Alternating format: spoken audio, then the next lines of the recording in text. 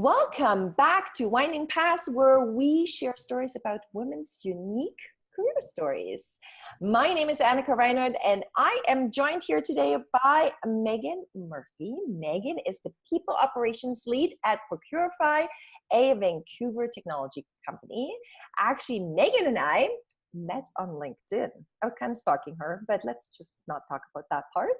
I was actually looking for women with unusual career paths, and I had to read Megan's profile multiple times because I just couldn't believe what she was doing before she joined the wonderful world of human resources.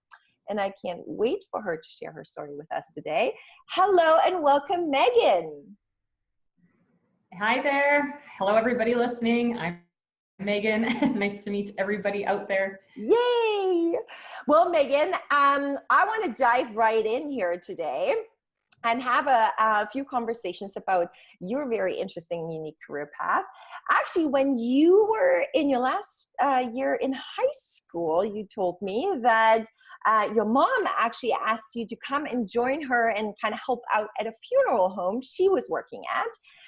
Little did you know that within a couple of years, you would actually do an apprenticeship to eventually become a funeral home director. Tell us more about that story.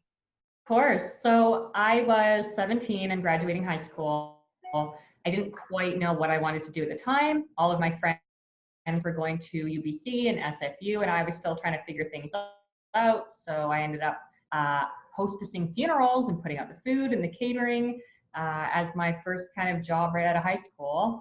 After that, I ended up as their admin person. So I did all the reception, all the paperwork, and then out of the blue, they kind of asked me if I wanted to go into their apprenticeship, which was a 2-year diploma program where I took different courses in religion, ethics, psychology, grief, even embalming and anatomy. And, you know, because all of my friends kind of knew what they wanted to do and I was still a little bit lost, I thought, why not? I'll try it. I'll go for it. Again, it was an apprenticeship. I was getting paid while I was doing it, while they were paying for my education. So I thought there was kind of nothing to lose at that point. So that's the kind of quirky, weird path I ended up taking to get there, which is a strange enough path on its own. So I became a 18-year-old funeral director.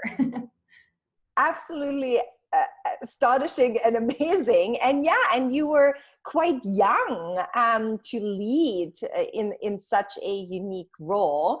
And it sounds like a lot of the experiences you had as that funeral director also kind of laid the foundation, oddly enough, for where you're at today, which is in human resources and in people and culture.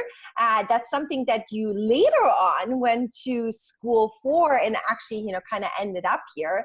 I guess my question is, where are, you know, some of the connections and what are some of the skills that you learned in your apprenticeship from, you know, like you mentioned, dealing with grief, but also embalmment? I just thought that's kind of something very interesting. What are some of those skills that you're still using in your day-to-day work now as a people operations lead? I mean, that's a great question. And I guess to dive into what I was kind of doing as a funeral director, I was really there to help the families. And I was there during the families' kind of lowest part, potentially, of their whole life. And I did a lot of listening. So at that point, as a funeral director, the families weren't really looking for any kind of answer from me. They were really just looking for somebody to talk to, somebody to help them with the really hard part they didn't know how to deal with, which was usually the paperwork or the planning or, you know, getting through the rough government things you need to do when somebody passes away. So I think some of the skills around listening and being empathetic and just understanding that the people I was dealing with was somebody's mom or somebody's dad or their brother or sister or potentially a kid. And I think having that empathy and the understanding and just that sometimes you don't always have to have the answer, but instead you just have to listen. I think that's something that I learned really quickly as a human. And I mean, you call it human resources and you gotta put the human back into it, right? And I think if you can be understanding of where somebody's at in their life, regardless if they've had somebody pass away or if they're just having a really horrible day at work or going through their own challenges of growth at a company, I think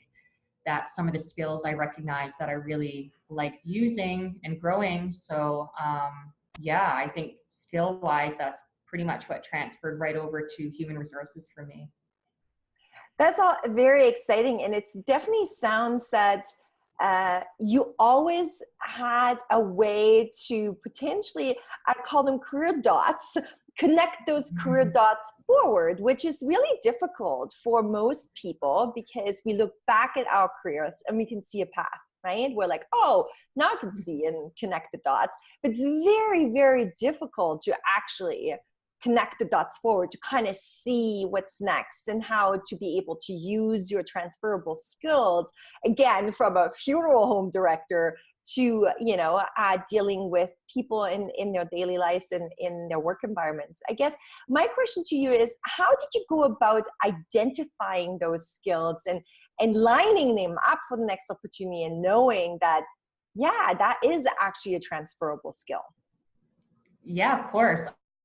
I mean, you're right. It's easy to look back and see, okay, well, I used my listening skills to go into human resources, and it looks so clear and obvious once you're in it and you talk about it. But at the moment, I had no idea. When I was a funeral director, I thought, what a weird career path I chose, and the skills are never going to transfer over. I took an embalming course, like you mentioned earlier. I'm like, where am I going to take that? And my mind went in a million different ways. I actually considered going back to school to become a coroner, which is just as bizarre because I'm like, okay, well, at least I could take some of my skills there and move along. But it wasn't until I really sat down and thought about the aspects of my role I liked and the aspects of my role as a funeral director that I really took a lot away from. I ended up leaving that role because I was quite burnt out and I didn't see it as a long-term career for me. But I thought to myself, okay, what do I love doing in this role? And I knew I loved working with my colleagues. They were like a family to me. I knew I loved that one-on-one interaction with people, whether it be short-term or carrying out the relationship with the family long-term. And I thought, okay, with these skills that I love practicing, that I'm passionate about, what options are out there? Because it was kind of like a blank canvas for me. And I did a lot of research, a lot of stumbling around on the internet. I did a lot of self-discovery, and I realized HR, funny enough, might be the path that allows me to use these skills. I knew I couldn't just go from funeral director into HR. I knew it didn't really work like that. I didn't have any employment law or anything. So I ended up going to school for my diploma at BCIT instead of a certificate. I just thought I'd get a little bit more knowledge under my belt that way. And here I am. Here you are. And you have been in this role now for quite a while, right? Yeah, so I've been with Procurify for almost 2 years now, but I didn't go straight into the people role because there was nobody in the HR role here at Procurify to start. I actually ended up applying for a customer success role. So I actually worked in the support team to start off. That was my first leap into tech and my first leap into the HR position. So it was, again, a little bit of a windy path to get here, but I recognized right away that, okay, my skills are transferable. I know that in my head, but how am I going to prove that to the employer or the company I'm applying at? And I thought, you know what? I have no ego. I'm just going to take this customer support role, which ended up being a blast. I actually absolutely loved that role. I would go back to it in a heartbeat.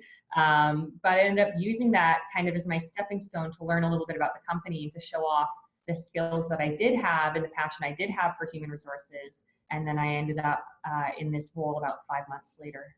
Very exciting. And I do want to talk a little bit more about this career transitioning and even ask you for some tips for others out there kind of looking to potentially make a big change in their career. What are some tips that you have for them when it comes to applying and putting themselves out there? What's the best way to do it? Talk about this from both sides, from my own personal experience as well as from the recruitment side, as that is what I do now. So when I was actually applying, I realized it's very hard to just make your resume look like the job you're applying for, especially if you have a strange career path and the non-traditional career path. Again, funeral director to customer support really is what I applied for. I cannot stress this enough. Take the time to write a cover letter that helps the recruiters actually understand where your skills are transferable. If the company takes the time to actually read through your cover letter, if you put a lot of passion into it and you kind of help the recruiter out in that aspect, you're gonna put yourself miles ahead. Again, gearing your resume as well, putting those little bullet points that are exactly what the recruiter's looking for, you know, taking the transferable skills and making them really, really clear how they would transfer to the role that's being posted. I think that's really important. What I did when I was first applying is I didn't just send in my resume and hope for the best. I actually went on LinkedIn and I connected with our COO at the time, Ken, and wrote him a little message. I said, hey, look, I applied for a role at Procurify. Like, I'm not sure if you've had a chance to look at my application yet, but here I am. And then within, I think the next day, the day of or the next day, he said, let's go grab a coffee. And then that was kind of my shoe in to talk to him and actually meet face to face and explain who I was and show off my personality and kind of hope for the best. Another tip, I guess, what I wish I knew going in is build a network. It's much easier for you to network with people, go to meetup events, put yourself out there, because once somebody actually gets to know you and they get to meet you as a person, your resume almost doesn't matter. Like, they'll look at it, but they're gonna know you and they're gonna see the potential in you and how your previous skills can transfer over to that job. And I think that's probably one of the most important things. Well, Megan, thank you so much for joining us today and for sharing your story with us. And thank you to all of you lovely folks out there listening and watching Winding Paths, where we share stories about women's unique career journeys.